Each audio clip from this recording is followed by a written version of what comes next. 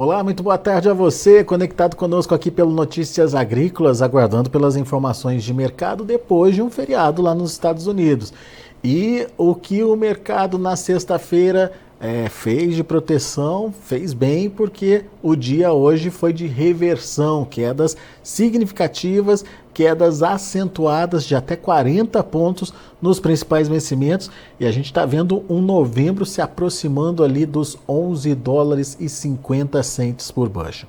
Para ajudar a gente a entender esse movimento negativo lá na Bolsa de Chicago, e mais do que isso, para onde esse mercado pode ir, nosso convidado hoje é o Aaron Edward, consultor de mercado lá dos Estados Unidos, está de olho e ouvindo a preocupação do produtor americano também em relação a essa pressão nos preços, né, Aaron?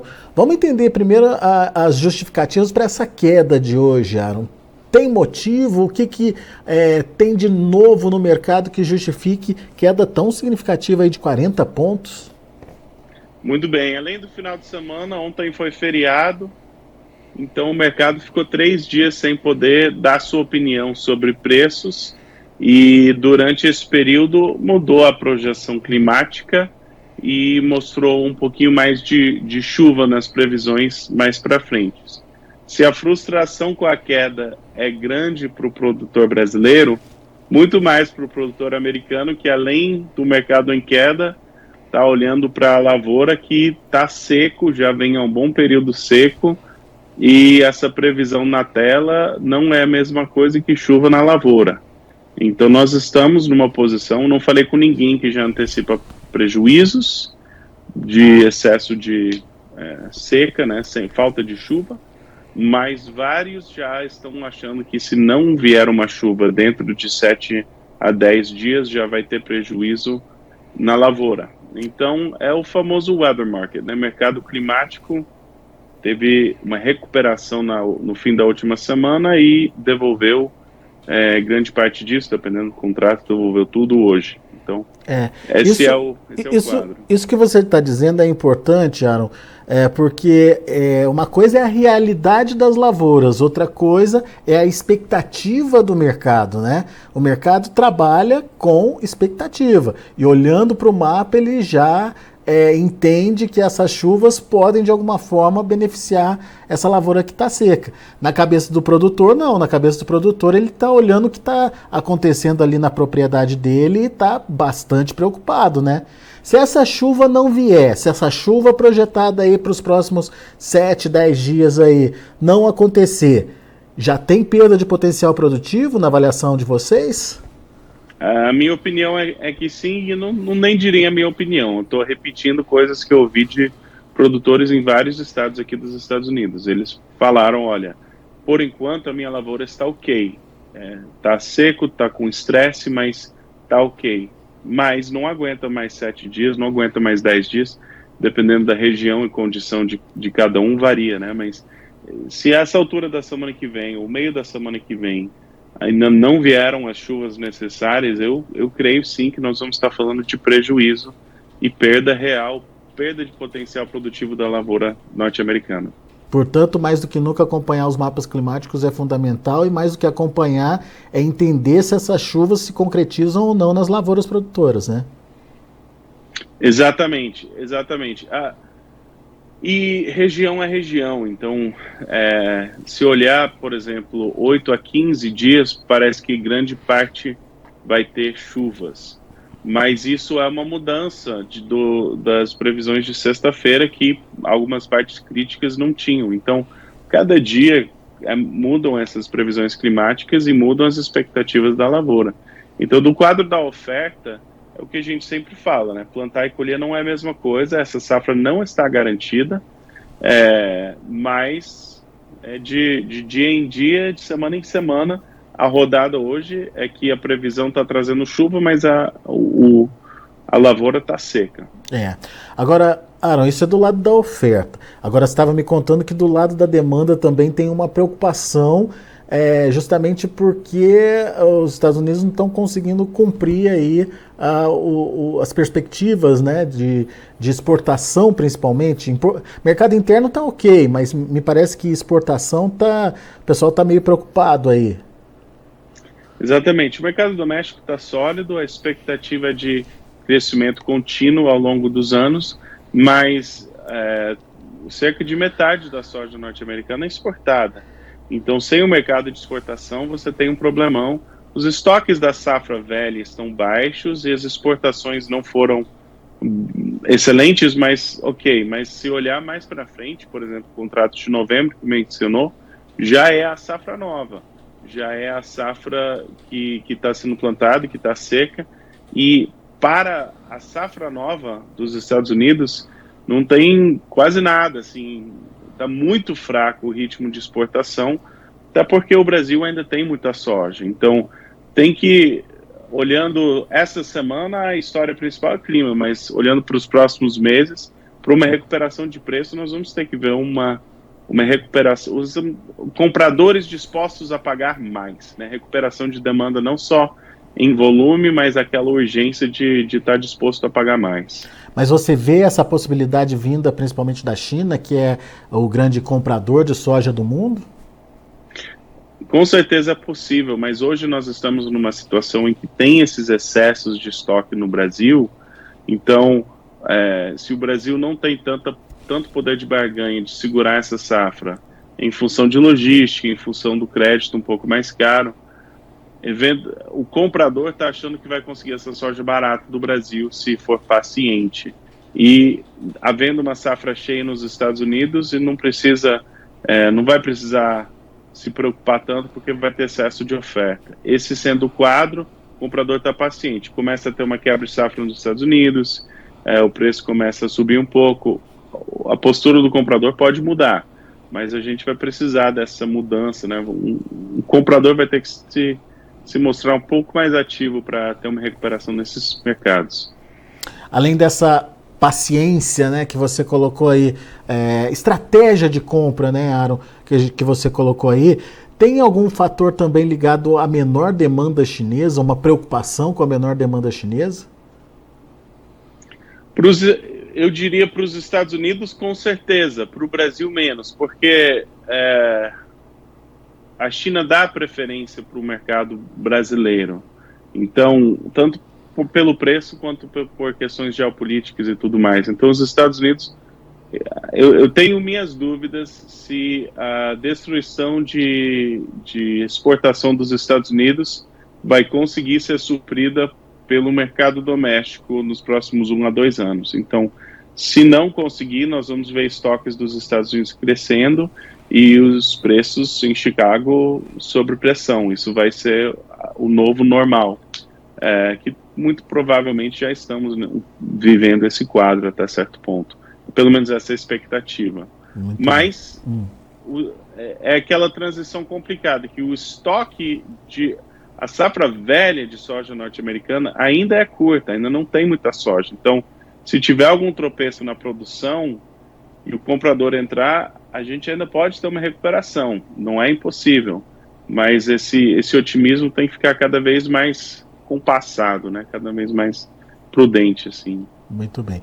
Agora, o que você vê de diferente em termos de negócios da safra americana e negócios da safra brasileira? A urgência de negociação é diferente, Aaron? Exatamente. A soja, tem muita soja ou tem pouca soja? Depende de qual período que você está projetando e qual região. Então, por exemplo, soja nos Estados Unidos disponível para a esmagadora. Tem pouquíssima soja. Soja no Brasil disponível. Tem bastante soja. Então, é quase contraditório se tem muito ou se tem pouco. Em relação ao horizonte de tempo, hoje, a soja que tem é a soja no Brasil, mas a partir da safra norte-americana, a expectativa é que vai ter muita soja no Brasil e muita soja nos Estados Unidos. Então, essa incerteza que nós não a certeza que nós não temos, né, ou a incerteza, é justamente o tamanho da safra norte-americana e o tamanho da demanda mais para frente, né, um horizonte de tempo de setembro, outubro, novembro. E talvez até a própria pressão de oferta aqui no Brasil por conta da disputa que a soja vai ter aí com o milho a partir de agora, de junho, julho, né? Com a entrada do milho aí e a necessidade de buscar espaço para armazenar essa soja, né? Ou o milho. Exatamente. E só complementando isso, né, soja e milho, o mercado de milho teve também queda, mas conseguiu uma certa reação. O boi gordo reagiu um pouco, e eu acho que parte da pressão de venda que nós vimos na soja hoje foram vendas por produtores brasileiros com o mercado fechado, que teve que fazer o hedge hoje quando abriu o mercado. Então, se isso foi o caso, a gente pode ser que é uma pressão de queda de hoje que rapidamente recupera, né? Tinha hedge para fazer, foi feito, caiu, e a gente pode ver uma recuperação, mas é um mercado para quem quer ter uma leitura altista precisa ter muita cautela nesse mercado, porque o mercado da soja está com muitos sintomas pesados, né? Muitos sintomas baixistas. Pelo que eu estou entendendo, você não está muito animado aí com uma reversão de tendência não, né? O preço, olha a diferença entre o preço de julho e o preço de novembro. Então, o preço no mercado doméstico para o produtor brasileiro, entre prêmio e câmbio, eu antecipo uma certa estabilidade entre o câmbio e o prêmio em Chicago, de oferecer um preço em reais que até certo ponto é justificado. Por quê? Porque o produtor que segurou soja até agora é um produtor que conseguiu passar toda a safra, está bem capitalizado. Alguma hora ele vai abrir mão desse inventário, mas ele sabe que a nível mundial não tem muita soja, o mundo ainda precisa de soja e ele tem soja. Então, uma sustentação dos preços no Brasil, eu acho que é muito possível entre o prêmio e o câmbio. Agora, para Chicago, nós vamos ter que ter algum choque de demanda ou choque climático mais intensivo para a gente ter uma recuperação maior em Chicago. Muito bem. Ou seja, do tripé de formação de preços no Brasil, algumas possibilidades viriam de prêmio e de câmbio, mas o outro ponto de formação de preço, que é Chicago, esse está mais difícil. Precisa daí ter, de fato, ou uma perda americana ou um avanço de demanda, uma demanda mais agressiva aí, seja por parte de chineses, ou enfim, uma demanda que enxugue aí a oferta americana, certo? Exatamente. E voltando para o começo da entrevista, a história pode ser a oposta daqui a uma semana. Se faltar chuva, já aconteceu, né? Então é um mercado que ele se movimenta muito rapidamente, que é esse mercado climático. Então, assim, cada semana muda muita coisa, mas a leitura hoje é essa. Muito bem. Então, portanto, informação todo dia para entender para onde que esse mercado pode caminhar e, diante das possibilidades, começar a fazer a sua negociação, certo, Aro? Sim, isso mesmo. Boa.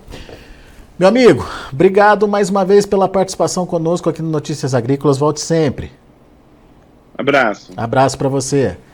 Tá aí Aaron Edward, direto lá dos Estados Unidos, trazendo as informações do mercado. 2 fatores importantes fazendo o mercado cair forte. Sinalização de chuva aí nos próximos 7 a 10 dias lá nos Estados Unidos, ou melhor, de 8 a 15 dias. No entanto, o Aaron lembrou na sexta-feira não tinha essa chuva aparecendo nos mapas. Agora tem essa chuva, mas e se ela não acontecer? Se não acontecer, daí começa a ser problema para o produtor americano. Por enquanto ele não contabiliza a perda, segundo o Aaron, mas mais uma semana sem chuva lá nos Estados Unidos já pode começar a afetar aí o potencial produtivo do produtor por lá. Além disso, tem essa estratégia da China de comprar lentamente, de comprar da mão para a boca, para evitar, obviamente, inflacionar os preços e diante de uma oferta abundante aqui no Brasil. Não tem uma demanda ainda acontecendo pela safra nova americana e o risco é que a safra brasileira possa ser levada pelo excesso ainda de oferta que tem para ser negociada no segundo semestre, coincidindo com a entrada da safra americana. E daí o que a China vai escolher? Safra brasileira ou safra americana? Como é que fica essa disputa e como isso pode influenciar no preço? Tudo isso aí para a gente esperar para ver ainda o que pode acontecer. Vamos ver os preços de hoje, como encerraram as negociações lá na Bolsa de Chicago, dia de queda forte para a soja. Julho, 12 dólares e 96 centes por bushel, perdendo 40 pontos mais 75. O agosto, 12 dólares e 19 centes por bushel, perdendo 41 pontos e meio. Setembro, 11,59, queda de 38 pontos mais 75. E o novembro, 11 dólares e 53 centes por bushel, uma queda de 36 pontos mais 25. Esses são os números da soja. Vamos ver o milho? Milho também no vermelho. Julho, 5 dólares e 94 centes por bushel, perdendo 10 pontos. Setembro, 5 dólares e 20 centes por bushel, perdendo 9 pontos. Dezembro, 5,25, 9,25 de queda. Março, 5 dólares e 34 centes por bushel, perdendo aí 8 pontos mais 75. E agora, para finalizar, o trigo. Trigo também no vermelho. Julho, 5 dólares e 91 centes por bushel, perdendo 25 pontos. Setembro, 6 dólares e 5 centes por bushel, queda de 24 pontos. Dezembro, 6 dólares e 25 centes por bushel, 21 pontos mais 75 de baixa. E o março, já de 2024, 6 dólares e 40 centes por bushel, perdendo quase 21 pontos. Lembrando que hoje o mercado também teve aí a pressão do mercado de petróleo. A commodity petróleo teve uma queda significativa, mais de 4% de baixa, o que, no final das contas, interfere aí principalmente nos óleos, né? Óleos vegetais, e contamina também o mercado de grãos. Bom, a gente vai ficando por aqui, agradeço a sua atenção e a sua audiência. Daqui a pouquinho a gente tem novas informações e mais destaques para você aqui no Notícias Agrícolas.